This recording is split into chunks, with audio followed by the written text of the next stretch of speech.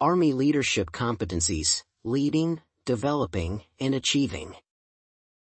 In the challenging complexity of the modern world, the Army needs competent leaders of strong character, because they provide an example for other soldiers to follow.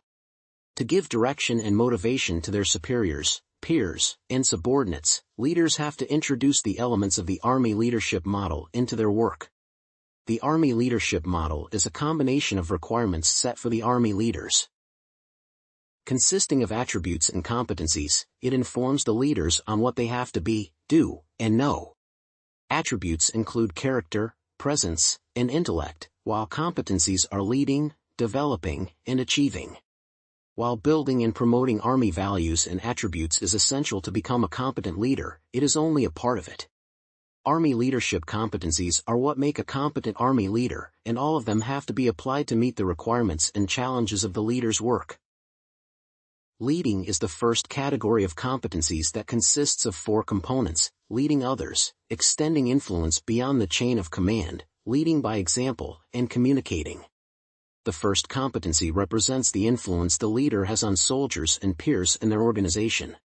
The techniques that leaders use to influence others can be divided into 2 groups: compliance-focused and commitment-focused techniques. The second competency deals with the influence that leaders use outside their traditional environment and determines if they are able to make connections with other partners and agencies. There are different techniques that leaders use to influence others, and some of them are applying pressure, making legitimate requests, collaborating, and using rational persuasion. The third competency is valuable as well, because it reminds leaders that their subordinates follow the example they provide and makes them act as role models. Finally, the last competency allows leaders to have a better understanding of what needs to be done within their unit or organization. By using good communication skills and addressing the team's interests, leaders can establish consensus, settle conflicts, and achieve the goals and tasks of their missions. The second category is developing, which consists of 3 competencies: creating a positive environment, seeking self-improvement, and investing adequate time and effort in developing individual subordinates and building effective teams. Creating a positive environment refers to the leader's responsibility to establish a climate in which the members of the organization feel motivated and trust their leader. The expectations and attitudes that the unit's members share have to be similarly favorable.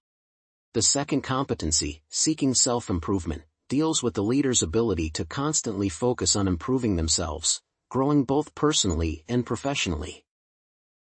They have to train themselves, both physically and mentally, in a way that will prepare them for any challenges, whether expected or not. An integral part of that is training self-awareness. Competent leaders are constantly self-aware, which allows them to recognize their own strengths and weaknesses, and work on them to become better. The last competency in this category is developing others, which means that leaders should always support their subordinates and provide them with counseling and mentoring. To do that, they have to evaluate the developmental needs of subordinates, their strengths, and weaknesses. Achieving is the third category of competencies an Army leader should have.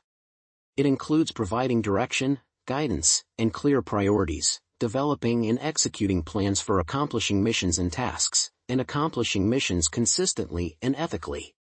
The first competency is a key element in achieving desirable results during all missions because it requires the leader to give guidance to their subordinates, both from near-term and long-term viewpoints.